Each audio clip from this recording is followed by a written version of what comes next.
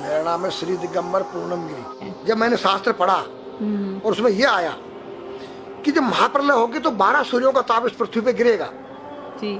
और मैंने आंख खोल कर देखा तो एक ही सूर्य दिख रहा है, 11 और नहीं दिख रहे। मैंने उनसे तर्क किया कि 12 ही लिखा है, गलत लिखा है कि 12 सूर्यों का ताप पड़ेगा, एक ही सूर्य 12 कहाँ है? तो उन्होंने कहा बेटा ये सत्य लिखा है। जो वर्तमान में हमारा सूर्य का प्रकाश आ रहा है ये केवल 8% आ रहा है। 92% योजन पृथ्वी पर रुक जा रहा है, जो अल्ट्रावेटिक किरणें जिसको कहते हैं। ओके। यहाँ केवल 8 आ रहा है विटामिन डी को लेकर रेडियम से युक्त होकर।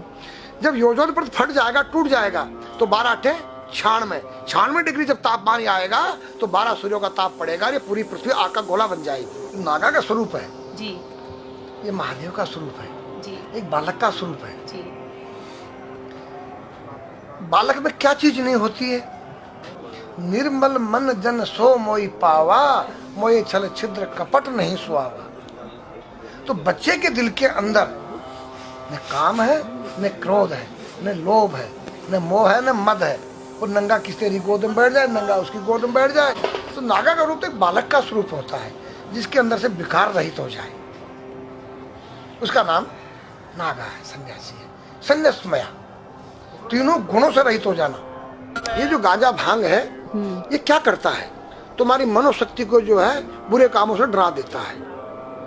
या तो कोई यूज करके देखे। दारू जो है वो तुम्हारी मनोशक्ति को उत्तेजित करता है, पिछली बातों को याद दिलाता है। दूसरा तुम्हारी जो है भांग गांजा तुम्हारी काम वासना को जो है दबा देता है। तो नारी के नंगे स्वरूप को 5 व्यक्ति देख सकते हैं।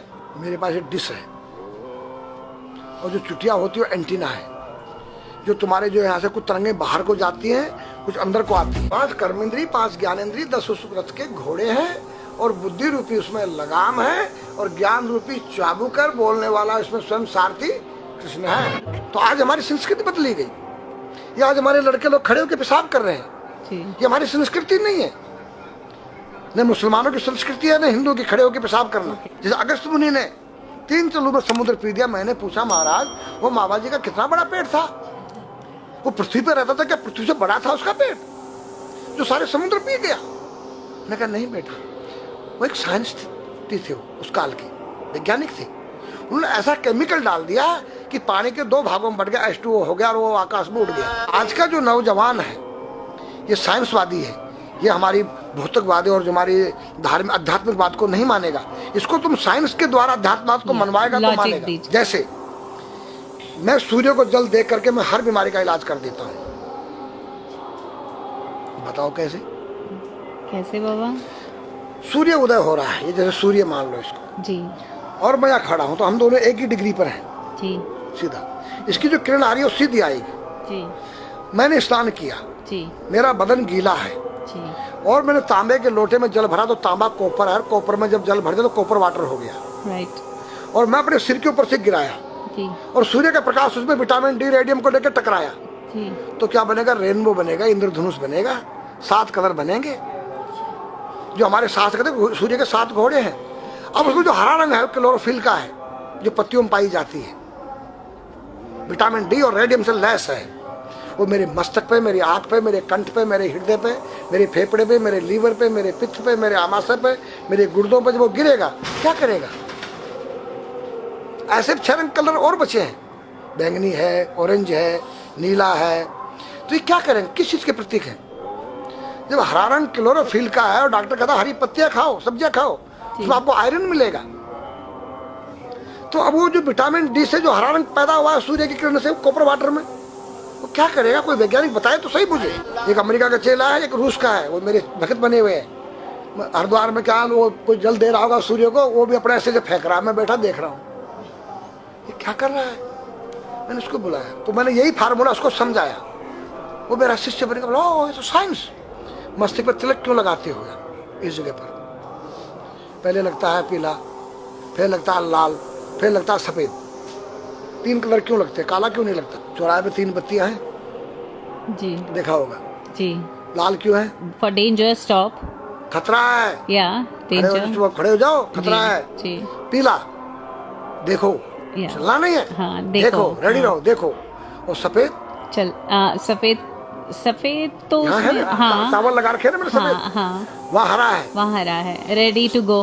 गो, या हरा गो है। जी। नहीं सफेद, अगर युद्ध हो रहा है, गोलियां चल रही है, सफेद झंडा लहरा दिया जाए। पीस, शांति का प्रतीक है। चावल ठंडा होता है, और हमारी यहाँ पर सुषुम्ना नाम की नाड़ी है, जी लाल कलर है कि तुम इस योग सहयोग में आके तुम बैठ सकते हो कि नहीं, ये माहौल तुम्हारे योग्य है या नहीं, या जुआ चल रहा है, या शराब पी जा रही है, क्या तुम बैठ सकती हो? देखो पीला कलर है, देखो,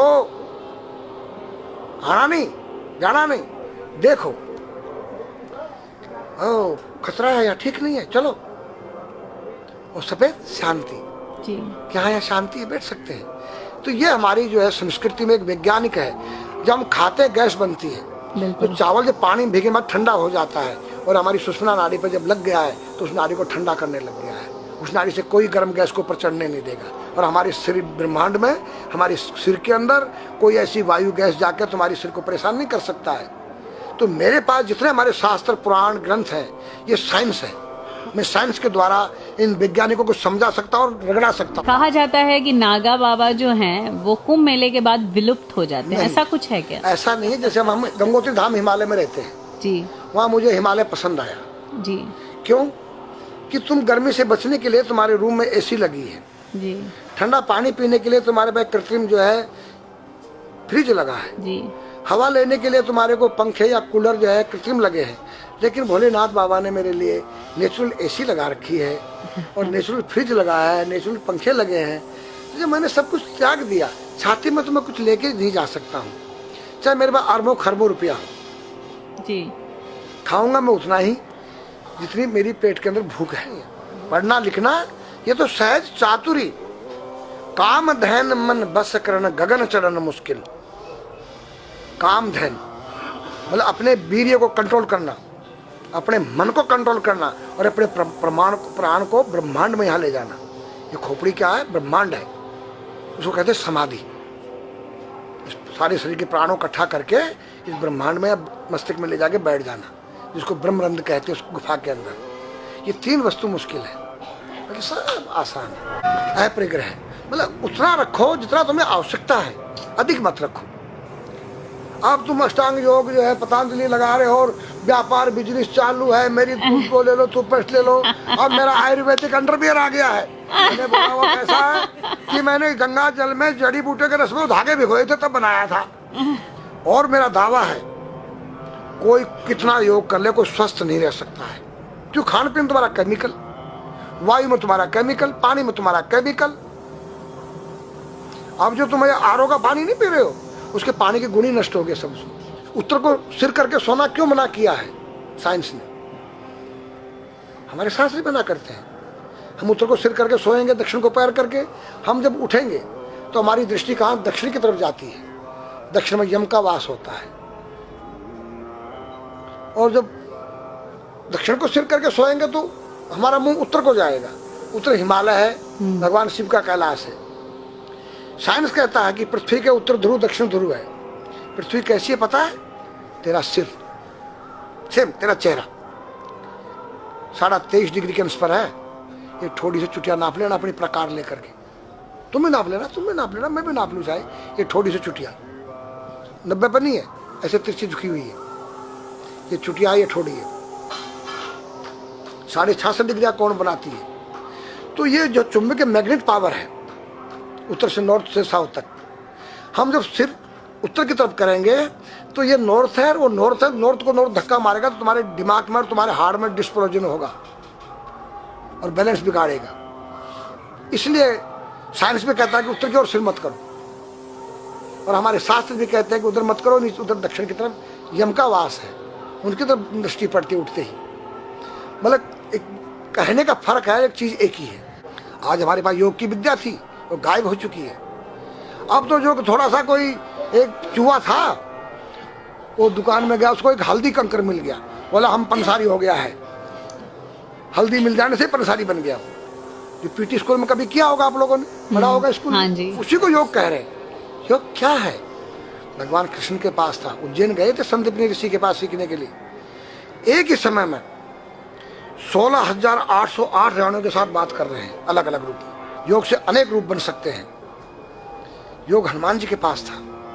जब लंका में घुसे हैं तो मच्छर का रूप बनाया उन्होंने, मत्स्य के समान रूप धर कपि, मच्छर के समान। जब सीता के पास गए छोटे से बनकर तो पूछा क्या तेरे जैसे ही है सब?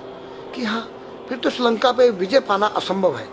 तो हनुमान ने पहाड़ का जैसा रूप दिखाया, हिमालय जैसा। सर्जविन करना, अपने प्राण को निकाल के मुर्दे में डाल देना, उसको प्रकाया प्रवेश कहते हैं, जो आज है ही नहीं, लुप्त हो गई। जो जानता है किसी को बताता नहीं है। अगर उसका कोई शिष्य है उसको बताना चाहो, उसको जिज्ञासा नहीं उस शिष्य को सीखने के लिए।